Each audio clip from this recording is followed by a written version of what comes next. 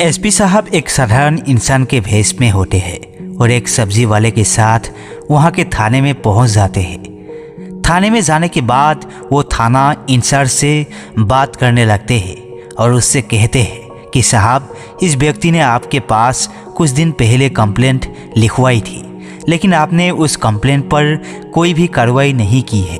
अब इस बात को सुनकर जो थाना इंचार्ज होता है वो एसपी साहब और उस व्यक्ति को धमकाने लगता है और एसपी साहब थाना इंचार्ज को बार बार समझाने की कोशिश करते हैं कि साहब, आपको काम करना चाहिए, इसी बात की सरकार आपको तनख्वाह देती है। जब एसपी साहब नहीं मानते हैं तो थाना इंचार्ज गर्म हो जाता है और उनकी तरफ बढ़ने लगता है। इसके बाद एसपी साहब अपना आई कार्ड निकालते हैं और उस थाना इंचार्ज को दिखा देते हैं। इसके बाद जब उन पुलिस वालों को पता चलता है कि सामने जो बंदा साधारण इंसान के भेष में है वो और कोई नहीं, यहाँ के एसपी साहब है, तो एकदम से वो लोग एसपी साहब से माफ़ी मांगने लगते हैं। क्या कारण था जो एसपी साहब वहाँ पर साधारण इंसान के भेष में गए थे? पूरी कहानी की सच्चाई जानने के लिए वीडियो को अंत तक जरूर देखिए। हरियाणा के एक डिस्ट्रिक्ट के अंदर एक व्यक्ति रहा करता है जिसका नाम है वीर सिंह। वीर सिंह जिस गांव के अंदर रहा करता है उस गांव से लगभग 5 किलोमीटर दूर एक शहर पड़ता है और उस शहर के बस स्टैंड पर सब्जियों का काम किया करता है। वीर सिंह के घर में उसकी 3 बेटियां हैं, उसको एक भी बेटा नहीं है और वो उनको ही पढ़ा लिखा कर बड़ा कर रहा है। बड़ी बेटी का नाम कल्पना होता है और कल्पना फिलहाल कॉलेज में पढ़ रही है।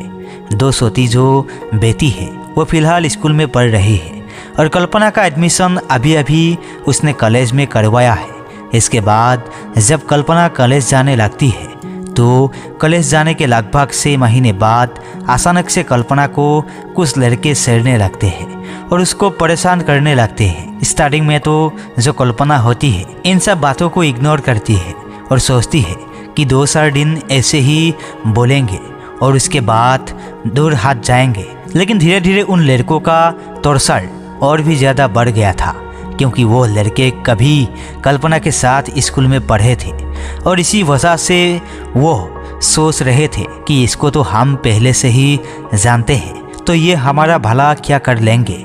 कल्पना भी उन लड़कों को जानती थी लेकिन फिर भी वो उनको इग्नोर करके निकलती रहती है क्योंकि वो नहीं चाहती कि उसके पिता को उसकी वजह से कोई भी परेशानी झेलनी पड़े, क्योंकि उसके पिता मेहनत क्या करते हैं और मेहनत करने के बाद अपनी बेटी को पढ़ा लिखा रहे थे।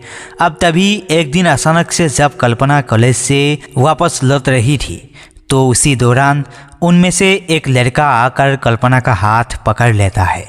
इसके बाद जो कल्पना है वो उसे हाथ छोड़ने के लिए कहने लगती है, लेकिन वो लड़का मानता नहीं है और कहता है कि अगर हाथ नहीं छोड़ूंगा तो क्या कर लेगी तू हमारा। इस बात को सुनकर कल्पना उस लड़के को एक जोरदार थप्पड़ मार देती है और कहती है कि यह कर लूँगी मैं तुम्हारा, आगे से अगर तुमने मेरा हाथ पकड़ा तो फिर देख लेना। अब यह बात उस लड़के को सहन नहीं होती है क्योंकि उसके कुछ दोस्त खड़े होकर ये सब कुछ देख रहे थे और उसके दोस्त उसको कहने लगते हैं कि देख, एक लड़की से मार खा लिया, कितना पागल है और तुझमें तो जरा भी हिम्मत नहीं है। इसके बाद वो लड़का एकदम से एक जोरदार साता कल्पना को जड़ देता है और कल्पना की आंखों से आंसू टपकने लगते हैं। इसके बाद जो कल्पना होती है रोते रोते अपने घर आती है और अपनी माँ से इन सभी बातों की शिकायत करती है। माँ जैसे ही इस बात को सुनती है तो बड़ी परेशान होती है और वो असमंजस में है कि वो अपने पति को बताए या ना बताए। इसी बात को लेकर पूरा परिवार घर के अंदर सहमा सा बैठा हुआ था और तभी शाम के समय उस घर का मुखिया जो कि सब्जियों का काम किया करता था शहर के अंदर, वो घर पर आता है और घर के अंदर का माहौल देखकर बड़ा ही हैरान होता है। उसकी बेटियां पूरी तरह से उदास थी और उसकी पत्नी के चेहरे पर शंका के भाव साफ साफ दिखाई दे रहे थे। इसके बाद जो वीर सिंह होता है वो अपनी पत्नी से पूछने लगता है कि घर के अंदर का माहौल ऐसा कैसे है, तो उसकी पत्नी उसे बता देती है कि दरअसल आज बेटी को इस तरह से एक लड़के ने छेड़ा है और जब इसने उसे साता मारा तो इसने पलट कर इसे साता मार दिया है। यह बात सुनकर जो वीर सिंह होता है एकदम से गर्म हो जाता है और कहने लगता है कि बेटी, कौन है वो लड़का, मुझे बताओ, मैं उसको देखता हूँ। इसके बाद जो उसकी बेटी कल्पना होती है वो अपने पिता को बता देती है कि वो लड़का दूसरे गांव के एक दबंग व्यक्ति का है जिसकी पुलिस में भी अच्छी खासी जान पहचान है और वैसे भी उसका नाम बोला करता है।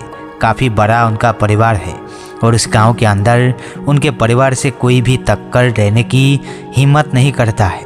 अब जैसे ही वीर सिंह देखता है कि वो तो काफ़ी दबंग व्यक्ति है और मैं तो उनके सामने कुछ भी नहीं हूँ, तो एकदम से वो अपनी हिम्मत से हार जाता है।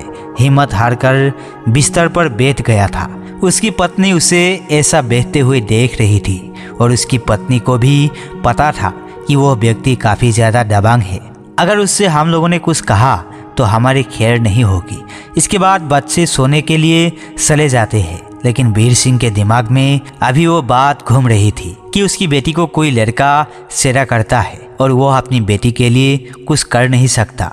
रात को लेटा लेटा वो बहुत कुछ सोचता है और अपनी पत्नी से इस बात के बारे में जिक्र करता है। वो सोचता है कि मैं उसके घर पर चला जाऊं उसकी शिकायत करने के लिए, लेकिन पत्नी कहती है कि अगर तुम जाकर उनसे कुछ कहोगे तो वो लोग तुम्हारी क्यों सुनेंगे। अगर तुमने वहां जाकर उनसे कुछ कहा तो वो लोग अपनी बदनामी समझेंगे और इसके बाद तुम्हारे साथ कुछ भी कर सकते हैं। तो पति पत्नी दोनों मिलकर एक फैसला करते हैं कि वो लोग पुलिस में जाएंगे और पुलिस में जाने के बाद इस बात की रिपोर्ट लिख पाएंगे। दूसरे दिन जो वीर सिंह होता है वो सुबह सुबह अपनी सब्जियों का काम करने के लिए नहीं जाता है, वहाँ से सीधा थाने जाता है और थाने जाकर उस लड़के के बारे में रिपोर्ट लिखवाने लगता है। लेकिन जैसे ही पिता उस लड़के का नाम थानेदार को बताता है तो वो उसके पिता को अच्छी तरह से जाना पहचाना करता था, तो इस वजह से वो मामले को दबाने की कोशिश करता है। पहले तो वो उसको डराता धमकाता आता कहता है कि देखो भाई, तुम सब्जियों का काम क्या करते हो और उसके पिता काफ़ी ज़्यादा दबंग है, तुम्हारे साथ कुछ उल्टा सीधा हो गया तो फिर क्या होगा। लेकिन जो वीर सिंह होता है वो कहने लगता है कि साहब, मेरी जवान बेटी है, अगर इस तरह से वो लोग करेंगे तो उसके साथ कुछ भी हो सकता है। इसी वजह से मैं कंप्लेंट करना चाहता हूँ और आप मेरी कंप्लेंट लिख लीजिए।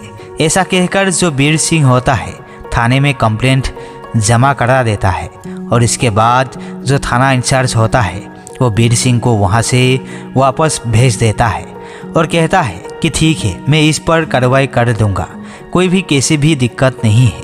वीर सिंह अपने घर आता है। घर आने के बाद अपनी पत्नी को बताता है कि मैंने कंप्लेंट कर दी है और कुछ दिनों में ही उन पर कार्रवाई हो जाएगी। इसके बाद वीर सिंह काम धंधे में लग जाता है।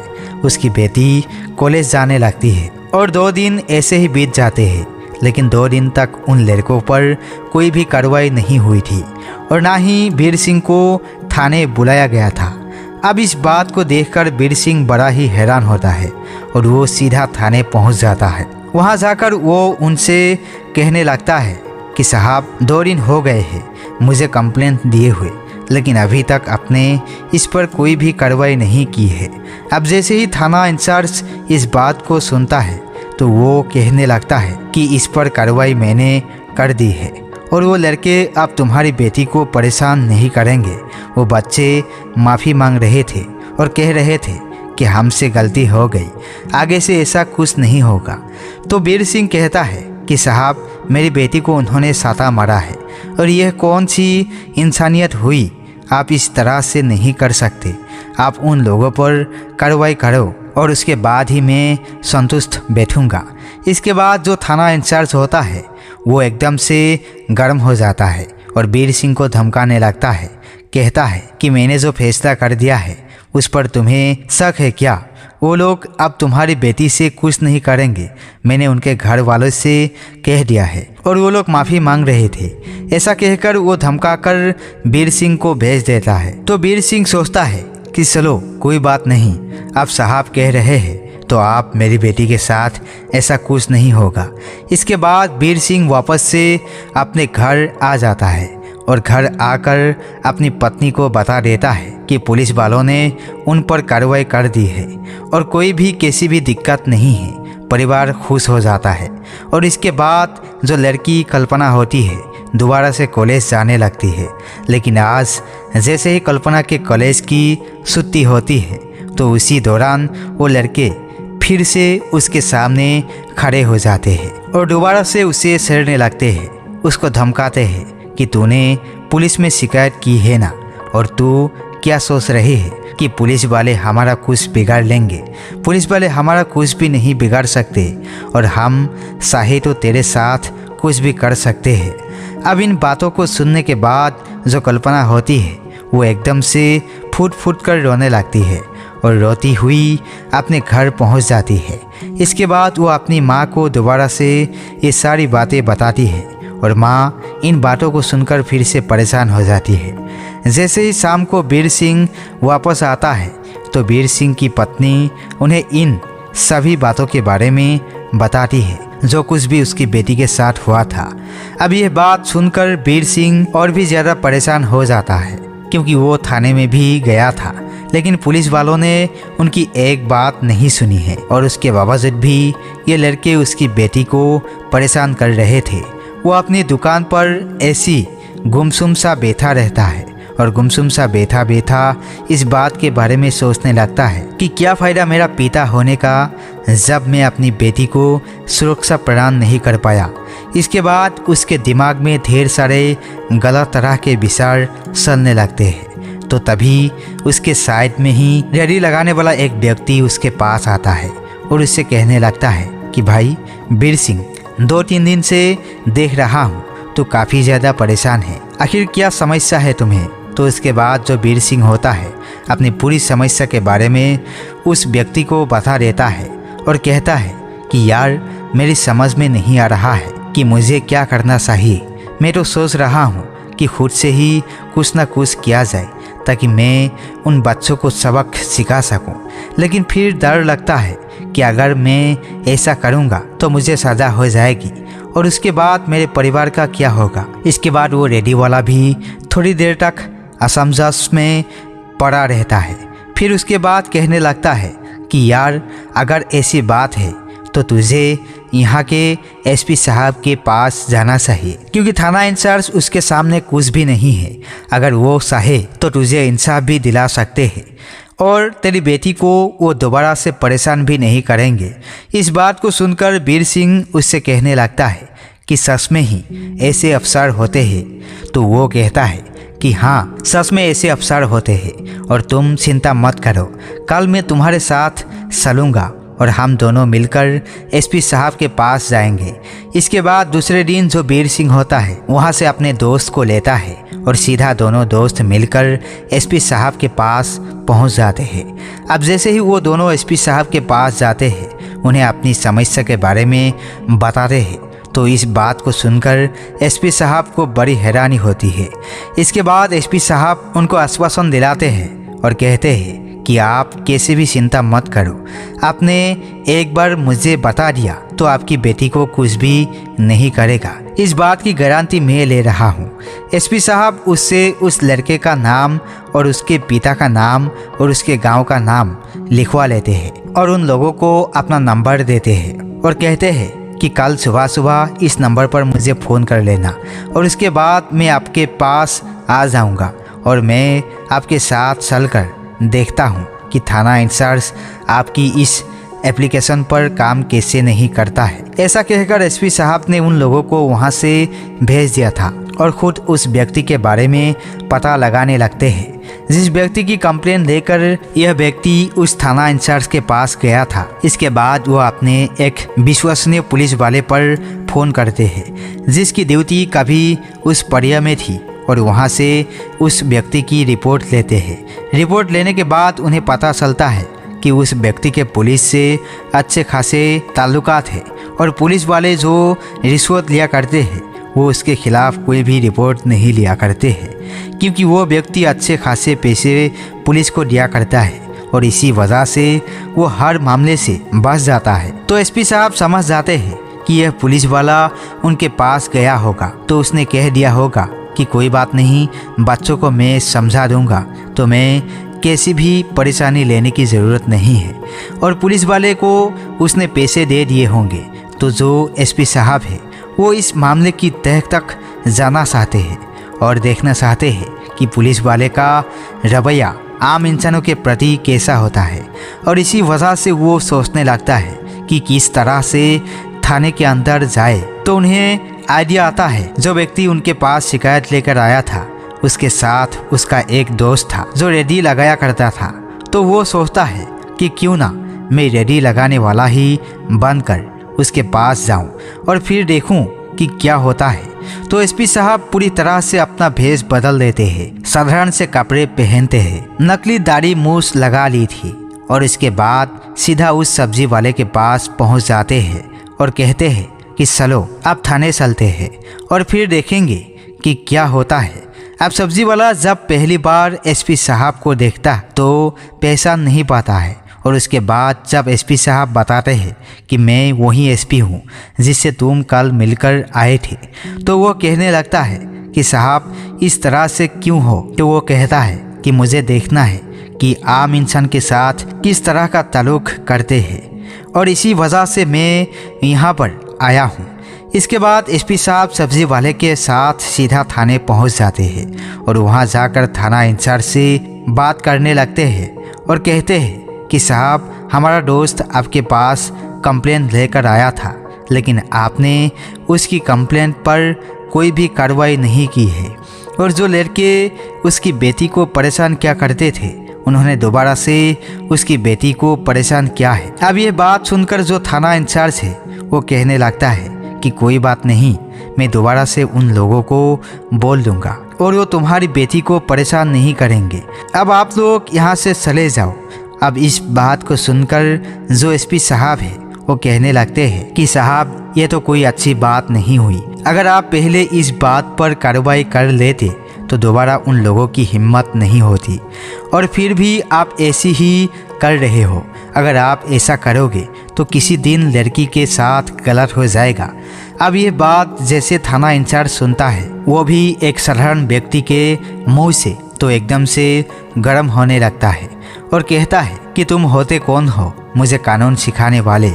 इसी तरह से काम हुआ करता है। अब तुम्हारी लड़की के ऊपर उस मासूम बच्चे को जेल में बंद कर दो क्या? तुम लोग यही चाहते हो? तो कहने लगता है कि साहब मैं यह तो नहीं कह रहा कि उसको जेल में बंद कर दो, लेकिन आप उसको अच्छी तरह से पूछताछ कर सकते हो और उसके बाद इस चीज़ का पता लगा सकते हो कि सच में हम लोग सही है और वो गलत है। और वैसे भी सरकार आपको इसी चीज़ की तनख्वाह देती है। अब जैसे ही थाना इंचार्ज इस बात को सुनता है कि यह व्यक्ति उसे बता रहा है कि सरकार उसे किस बात की तनख्वाह देती है, तो एकदम से गर्म हो जाता है और उसे धमकाने लगता है।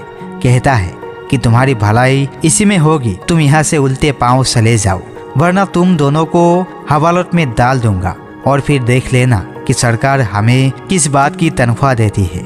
अब इस बात को सुनकर एसपी साहब थोड़ा सा नाराज हो जाते हैं और वो उससे कहने लगते हैं कि यह तो कोई अच्छी बात नहीं हुई। अगर आप ऐसा करोगे तो हम आपकी शिकायत ऊपर कर देंगे एसपी साहब के पास और फिर देखना तुम्हारे साथ क्या होता है। अब जैसे ही थाना इंचार्ज सुनता है कि वो आगे शिकायत करने की बात करता है तो एकदम से वो टेबल में हाथ मारते हुए खड़ा होता है और कहने लगता है कि तुम मेरी शिकायत करोगे, रुक जाओ मैं अभी तुम्हें बताता हूँ। तभी वो हवलदार को आदेश देता है, कहता है कि इन दोनों को फौरन से हवालात में बंद कर दो और उसके बाद मैं देखता हूँ कि ये कहाँ पर मेरी शिकायत करते हैं।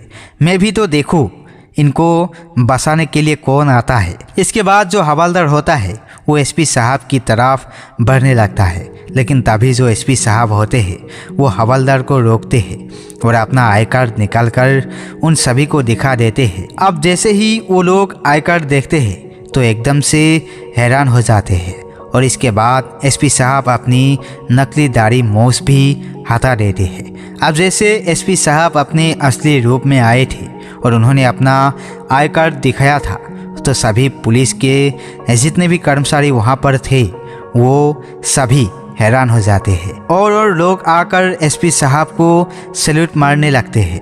इसके बाद एसपी साहब थाना इंचार्ज की उस कुर्सी पर बैठ जाते हैं जिस कुर्सी से वो झटके से खड़े हो गए थे। अब उन लोगों ने शिकायत करने के लिए कहा था। एसपी साहब के सामने हाथ जोड़ते हैं और कहते हैं कि साहब हमें माफ़ कर दो, हमसे बहुत बड़ी गलती हो गई और आगे से ऐसा कुछ नहीं होगा। मैं अभी की अभी इनकी इस कंप्लेन पर काम करता हूँ और फ़ौरन से उन लड़कों को गिरफ्तार करता हूँ। लेकिन तभी एसपी साहब उसको रोकते हैं और कहते हैं कि नहीं नहीं, आपको कष्ट लेने की ज़रूरत नहीं है। इसी काम को करने के लिए तो मैं यहाँ पर आया हूँ, आप चिंता मत करो, मैं अपने आप से इस काम को कर लूँगा। आप तो केवल यह बताओ कि कितने पैसे दिए हैं उनसे जिस वजह से तुम उनकी तरफदारी कर रहे हो। इसके बाद जो थाना इंचार्ज होता है वो मना करने लगता है कि साहब एक भी पैसा नहीं लिया, ऐसी कोई भी बात नहीं है। लेकिन जो एसपी साहब होते हैं वो उस पर कार्रवाई बिठाते हैं और अच्छी तरह से उसकी जांच पड़ताल करवाई जाती है। एसपी साहब ने सबसे पहले तो उसे सस्पेंड किया और उसके बाद उस पर कार्रवाई की गई। कोर्ट की कार्रवाई के दौरान उसको दोषी पाया जाता है और उस पर जुर्माना भी लगाया जाता है, यहाँ तक कि उसकी ड्यूटी भी छूट जाती है। इधर जो वो लड़के थे जो दबंग व्यक्ति के लड़के थे उन लोगों पर भी एसपी साहब खुद से कार्रवाई करवाते हैं और कार्रवाई करवाने के बाद उन लोगों को उचित सज़ा दी जाती है। अब जब ये बात पूरे डिस्ट्रिक्ट में पता चलती है कि एसपी साहब ने इस तरह से काम किया है तो सभी पुलिस थाने के पुलिस वाले जो होते हैं वो सोकड़े हो जाते हैं और ऐसा करने से परहेज करने लगते हैं। वो लोग सोचते हैं कि एसपी साहब किसी भी भेष में कहीं से भी आ सकते हैं, तो हम लोगों को सोकर ना रहना चाहिए ताकि ऐसा ना हो सके जैसा उस थाना का इंचार्ज के साथ हुआ था। इसके बाद जो कल्पना का पिता होता है सब्जी वाला, वो उनका बहुत बहुत धन्यवाद करता है और कहता है कि साहब आपकी वजह से आज मेरी बेटी सुरक्षित है। तो दोस्तों ये थी एक एसपी साहब की कहानी। आपको जैसी भी लगी कमेंट सेक्शन में बता देना। वीडियो अच्छी लगी तो वीडियो को लाइक और चैनल को सब्सक्राइब जरूर करें ताकि हमें थोड़ा सा हौसला मिले आप लोगों के लिए ऐसे अच्छे अच्छे वीडियो बनाने के लिए। इन कहानियों को सुनाने का उद्देश्य किसी को परेशान करना बिल्कुल भी नहीं है। ये कहानी आपको इसलिए सुनाई जाती है ताकि आप लोग इन कहानियों में से कुछ ना कुछ सीख सको और अपने जीवन में उस चीज़ को अप्लाई कर सको। बाकी मिलते हैं किसी नेक्स्ट वीडियो के साथ, तब तक के लिए जय हिंद जय भारत।